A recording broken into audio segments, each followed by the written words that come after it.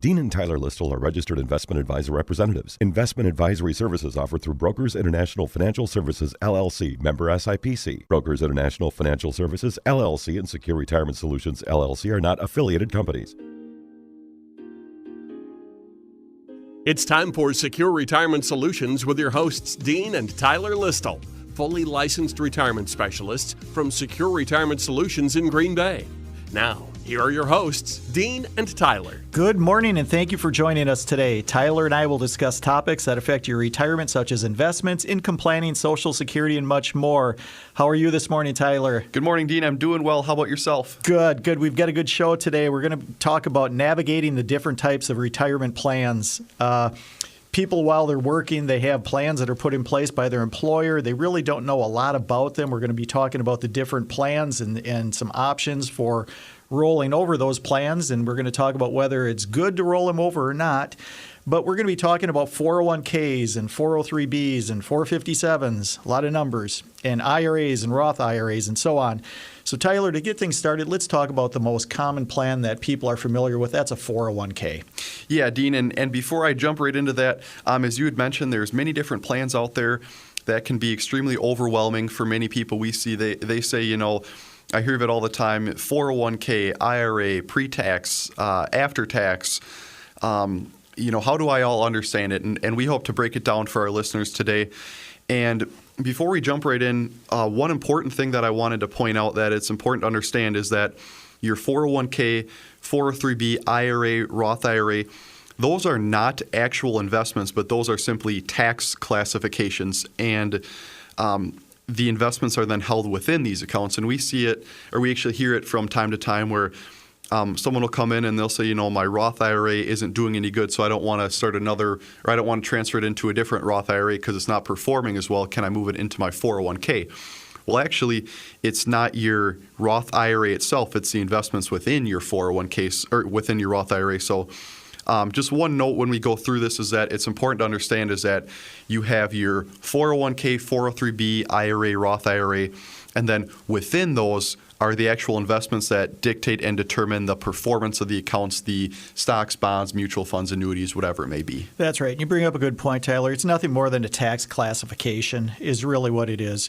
And that's why they're typically held with numbers. The IRS isn't real creative, so they just go with numbers and letters. But also, there are a number of investments that can go into these things, such as IRAs. We see IRAs that have money market accounts. They have CDs. They have annuity products. They have bonds. They have individual stocks. They have exchange-traded funds and so on.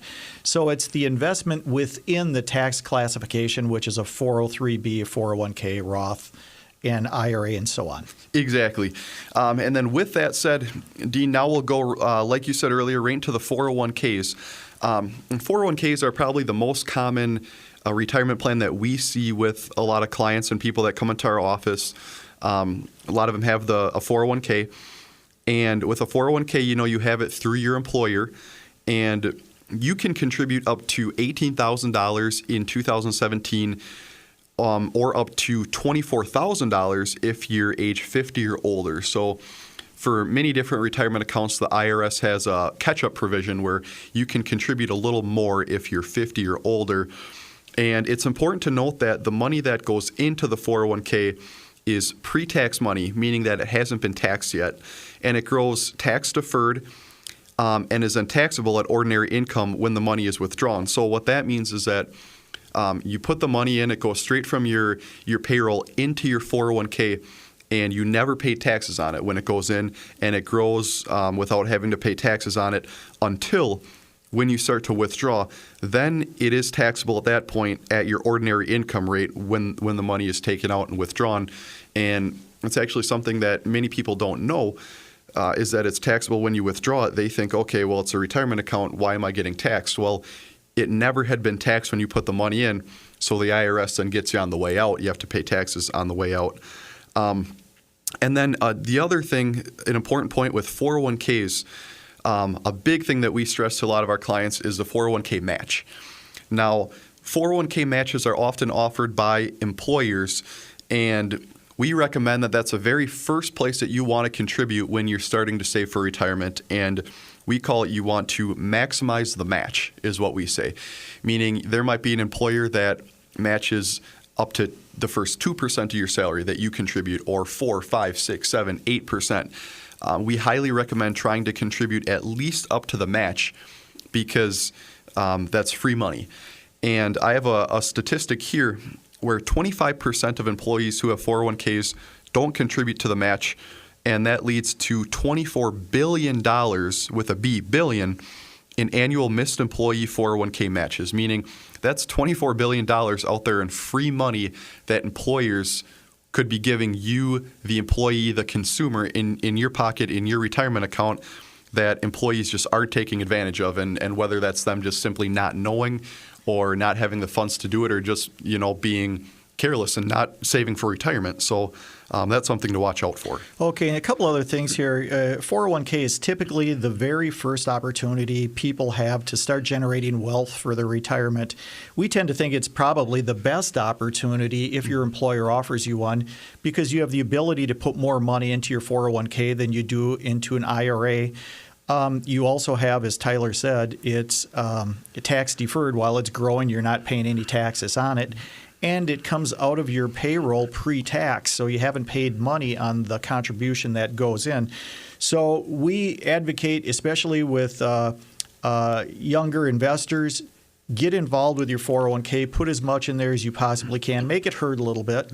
Many times when you get a raise or you get a bonus, instead of taking that home and put it into savings, instead just up your contribution to 401k. It's money you didn't have in your pocket in the first place. The other thing, too, is we will hear from some people say, well, my employer offers no match, therefore I'm not going to contribute to a 401k. I'll go some other place for investments or just not invest at all. Well, the only person you're hurting is yourself.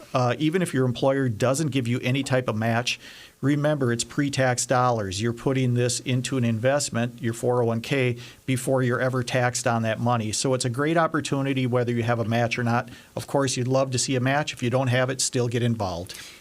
Yep, good points there, Dean. And the one last thing that I want to mention with the 401k is the investments within the 401k. And oftentimes, employees have mutual funds as a primary option. ETFs, exchange-traded funds, are becoming more and more popular, but 90% of the time it's mutual funds. And I've gotten asked this question before. They said, my 401k has some high fees and doesn't really have that many investment options. Can I take my stock from my IRA and transfer that into there? Or can I take some investments from outside and bring them into my 401k? And the answer to that is no, because your 401k is set up through your employer, and you do get a limited choice of mutual funds of options to choose from. So again, mutual funds are the primary investment within the 401k. And you want to be able to choose those wisely and sit down with an advisor that's going to help you pick out what's best for you in your individual situation. Okay, and 401ks and whether you should roll them over or what your options are, it can be confusing. We recommend people, go talk to a financial professional. We give complimentary reviews of 401ks or IRAs or anything else. If you have any questions, feel free to schedule a time with us where we can sit down and go over that information with you. My name is Dean Listle. I'm here with Tyler Listle. We're financial advisors with Secure Retirement Solutions. We're located on Allied Street in Green Bay, and our phone number is 347-9888. Just give us a buzz. We'd be happy to meet with you. The next one we're going to talk about is probably next in line as far as popularity, and that's a 403B. A 403B is actually an annuity product that your employer puts in place for you. There's some benefits to it that we'll talk about here. But Ty, what are the structures of the 403Bs? Yeah, 403B, like you mentioned, Dean, is probably the next most popular account that we see different clients come in with, and it's a type of retirement plan offered by different types of nonprofit organizations, and more specifically, we see hospitals, schools, churches, and prisons as some of the major employers that offer those. And in 2017, the contribution limits are the same as a 401k, meaning you can put in $18,000 of your own money or up to $24,000 if you're 50 or older. And 403B, it's another name for a TSA or tax sheltered annuity plan. Some clients it says TSA and they don't know what that is. Well, it's a 403B. And 403Bs, with it being a tax-sheltered annuity, like you mentioned, Dean, it's an insurance contract where the custodian who holds the money is an insurance company. And we see some 403Bs that are extremely efficient, that perform very well. On the other hand, there are other 403Bs that have extremely high fees within the 403B accounts. And they're, like you mentioned with 401ks and matches, if your 401k doesn't have a match, doesn't mean you shouldn't contribute to it. Even if your 403B does have some fees, there still can be there's still a feasible retirement plan option if your employer offers one, just for the simple fact that you can get up to $18,000 or $24,000 if you're 50 or older, $24,000 in there, and have it be tax sheltered, meaning it grows tax deferred. You're not taxed on it every year, and you can't contribute that amount in any other plan without having that tax benefit. Okay, and there are some features within a 403B that are a little bit unique. As an example, some 403Bs can be paid out a lot like a pension, and that's the annuity payout structure. And what that means is, like Social Security that comes at the same time every month, you can have a 403B pay out like a pension. It'll come to you in the form of deposit into your checking account every month at the same time. That fixed income is very important for a lot of people to take care of their basic needs when they're in retirement. Other 403Bs give you the opportunity to take money as a lump sum. So it can be paid out as a pension, as a lump sum, and like a 401k, many times can be rolled over into an IRA if it's in your best interest. And that's something you should talk to your financial advisor about. Exactly. Good points there, Dean. And the last thing that I wanted to mention with a 403B is that if you do go ahead and dig through the annuity contract and go and look for some of the fees, and if you do find that there is some pretty high fees or maybe the investment isn't there, then when you retire or terminate employment, it's probably a good idea to at least look into some alternative options that may be out there, and we'll touch on that in a little bit, what to look for when rolling over your 403B or 401k into an IRA. Okay. Next, we're going to talk about Roth IRAs and traditional IRAs, but before we do, we're going to take a quick break. You're listening to Dean and Tyler Listle, investment advisors with Secure Retirement Solutions located on Allied Street in Green Bay. For a complimentary review of your current investments, or if you have questions, please call them at 920-347-9888 or go to their website at srsplans.com. Okay, let's talk about Roth IRAs and traditional IRAs. These are typically investments that are set up outside of your employer. 403B, 401k are typically set up by your employer for an employee as a benefit. But Roth IRAs and traditional IRAs are set up usually by the individual outside of the work environment. They do have certain limitations to them, but with traditional IRAs and Roth IRAs, you typically have more options of investment opportunities within the account than you do the selections of the 401ks. As Tyler told you, you're typically limited with 401k options. IRAs, both Roth and traditional, you have many more options there. Tyler, let's take the listeners through some of the basics. Yeah, and as you just mentioned, Dean, with a Roth IRA or a traditional IRA, there are accounts that you can start outside of your employer plan, either on your own or through a financial advisor. And that's where you can go from having, 10, 20, 30, 40, 50 options within your 401k to over 10,000 on your own in either a traditional or a Roth IRA. An IRA in its most basic form stands for individual retirement account. That's an important point to note there, just because we have people ask it all the time. There might be a husband and a wife, and one may have a large IRA, the other one might have a little bit of a smaller one, and they say, well, can we combine them together? And the answer to that is no, you can't, because IRA, meaning individual retirement account, it has to stay individual as an individual account, can't be combined. In 2017, the amount that you can contribute is $5,500 or $6,500 if you're 50 or older. The IRS gives you an extra $1,000 if you're 50 or older to be able to contribute. The other big point here with a Roth or traditional IRA is that you need to have earned income, as they call it, to be able to contribute to either a Roth or a traditional. And What earned income is either W-2 income or 1099 income. If you're basically from work, if you're working and can show income, you have to have that. And then the other thing with a Roth IRA is that there's limits on how much income you make in order to be able to contribute. So in 2017, if you file your taxes and you're single and make $133,000 or more, or if you're married filing jointly and make $196,000 or more, you can't contribute to a Roth IRA at all due to your income being too high. So with a Roth IRA, it can be harder to contribute to it. And when you contribute, you don't get a tax deduction up front because it grows and you can withdraw tax-free. With an IRA, you can still contribute no matter what your income is, but if you make too much, you can't deduct it when you do contribute to the IRA. Okay, and Tyler brings up a good point, and that is if you make too much in income, you can't contribute to a Roth IRA, but that doesn't mean you can't invest. You can set up a non-qualified investment with stocks, bonds, mutual funds, annuity products, CDs, you name it. What that is it has no tax qualification like tax-free for a Roth, or it doesn't have a tax qualification like an IRA, which is tax deductible at the time you do your taxes. What happens with a non-qualified account, you can still contribute to that. It's just that you pay taxes on the earnings, not the money you put into it.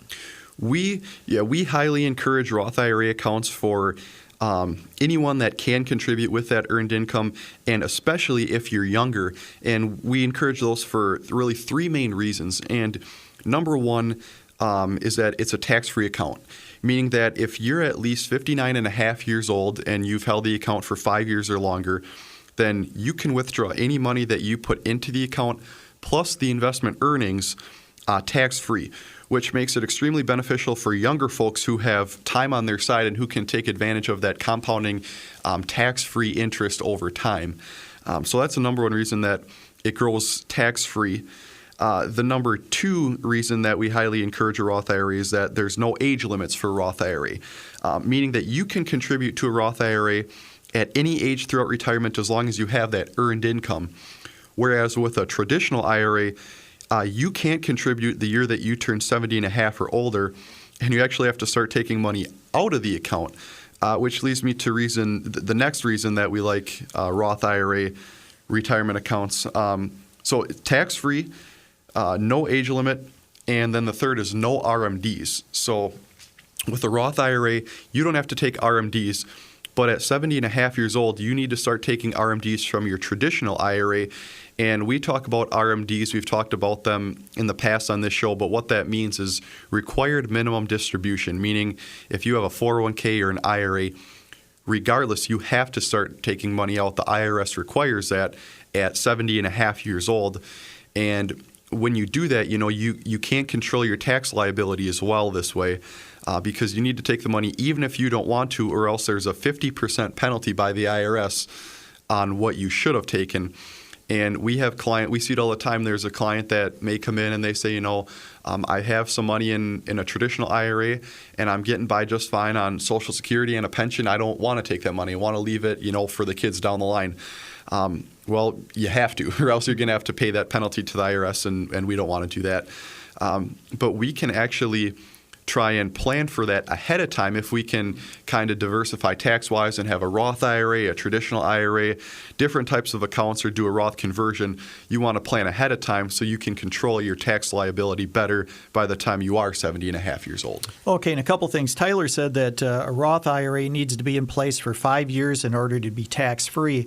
But if you have a number of Roth IRAs, let's say you started one 7 years ago and you started 2 of them just in the last year, all of them qualify for tax-free. So it's any of your Roth IRAs that have been in place for 5 years or more, all of them then qualify. And one last item when it comes to a Roth IRA, as Tyler said, you can reduce your required minimum distributions by planning ahead a little bit. Work with a financial advisor who can stage your income. And we do that. And here's one example. RMDs, people typically aren't prepared for them at 70 and a half years old, so sometimes you have to take the money when you don't want to. By staging non-qualified and Roth accounts, what that does do is it allows you to take some of your IRA money down prior to 70 and a half, and then after you turn 70 and a half, it's manageable and you can rely on your Roth accounts at that point. So typically Roth accounts, we like to see you move them later in your retirement because as a typical retirement plan, your money is going to come down if you're utilizing it. And at a later stage of your life, when you might need some tax relief because your income is coming down at that particular time or your investments are coming down, you have the Roth account to fall back on. Secondly, if you were to pass away later in your retirement, which is more likely than early in your retirement, your Roth accounts go on to your beneficiaries 100% tax-free.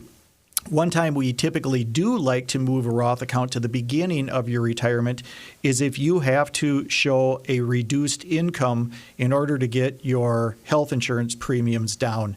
Roth IRAs show up as zero income as it relates to your health insurance premium. So sometimes we have you draw from a Roth account so we can keep your health insurance in check.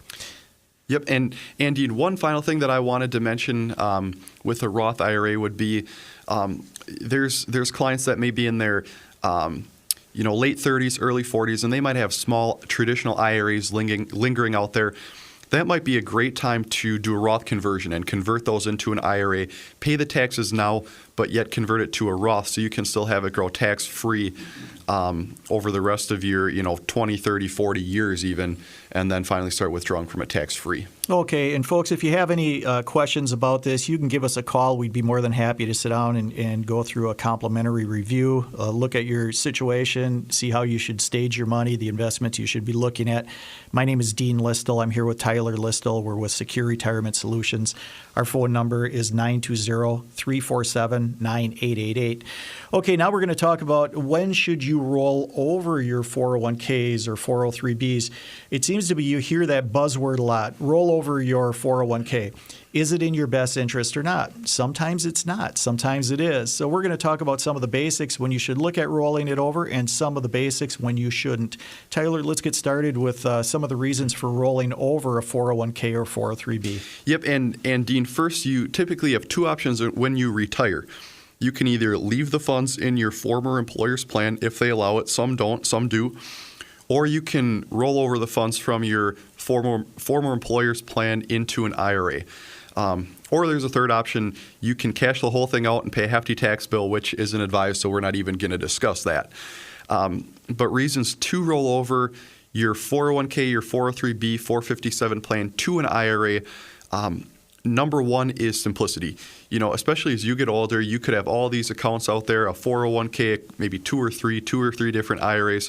Consolidate all them into one. It makes everything so much easier, everything from RMDs to statements to just basic things like that. So number one is simplicity. Number two is investment options. So oftentimes options are extremely limited within a 401k, 10, 20, 30, 40, 50 investment options. And as I said, we've seen as little as 10 investment options, whereas if you roll it over into an IRA, that 10 turns into 10,000 different investment options. Number three would be the lower fee potential. And employer-sponsored plans, they can have pretty high fees. Some are efficient, but others have high fees. If you roll that over into an IRA, you could potentially reduce your fees that way, and that can help over the long term.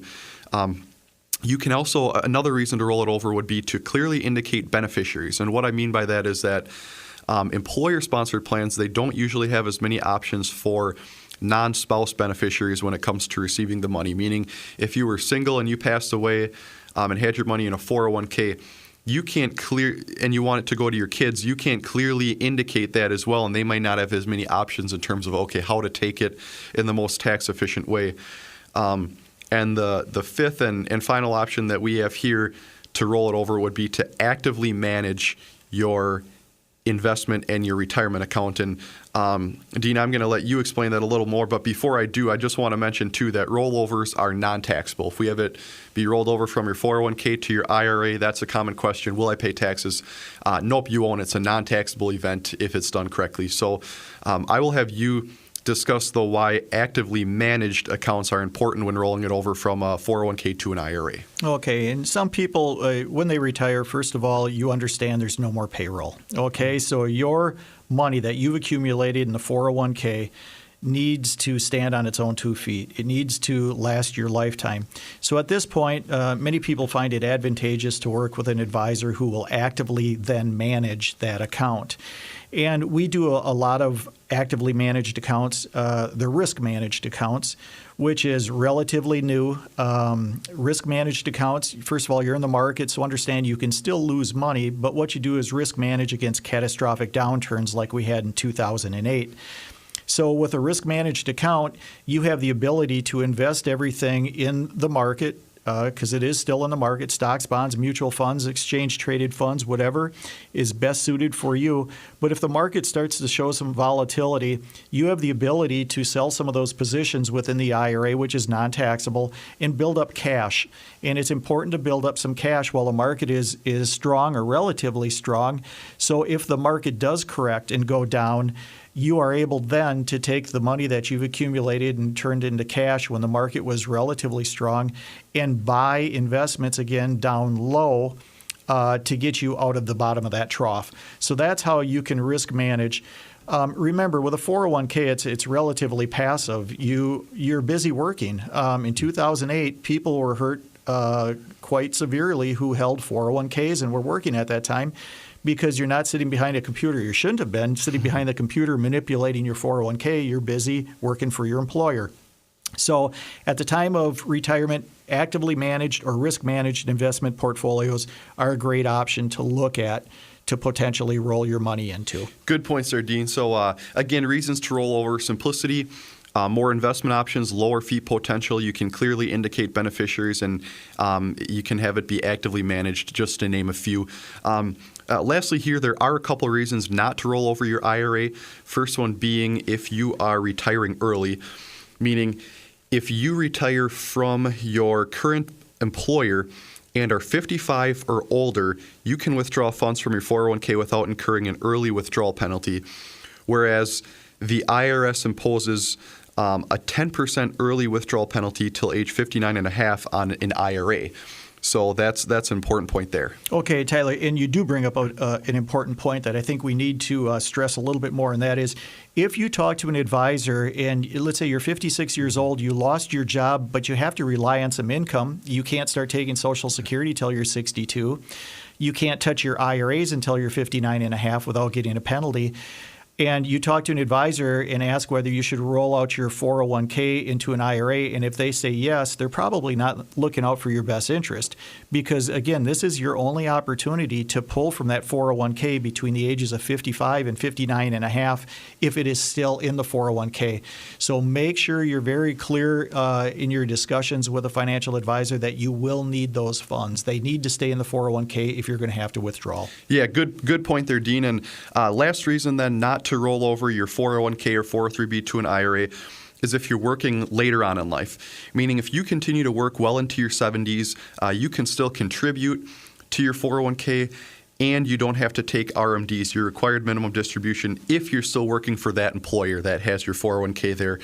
Whereas if you rolled that money over into a traditional IRA, you would have to take the RMDs regardless if you're working or not. So again, if you continue to work later on in life, or else if you're retiring early, those would be two considerations and two options, two things to consider in terms of not rolling over your 401k to an IRA. So that's all the time we have this week. Hope you enjoyed the show. See you later, and hope you'll join again next week. Thank you. See you next week. You've been listening to Secure Retirement Solutions with your hosts, Dean and Tyler Listle, fully licensed retirement specialists from Secure Retirement Solutions in Green Bay. To get more information from Dean and Tyler, contact them at Secure Retirement Solutions on Allied Street in Green Bay. Call 920-347-9888 or visit them at srsplans.com. Securities and investment advisory services offered through Brokers International Financial Services, LLC. Member SIPC. Brokers International Financial Services is not an affiliated company.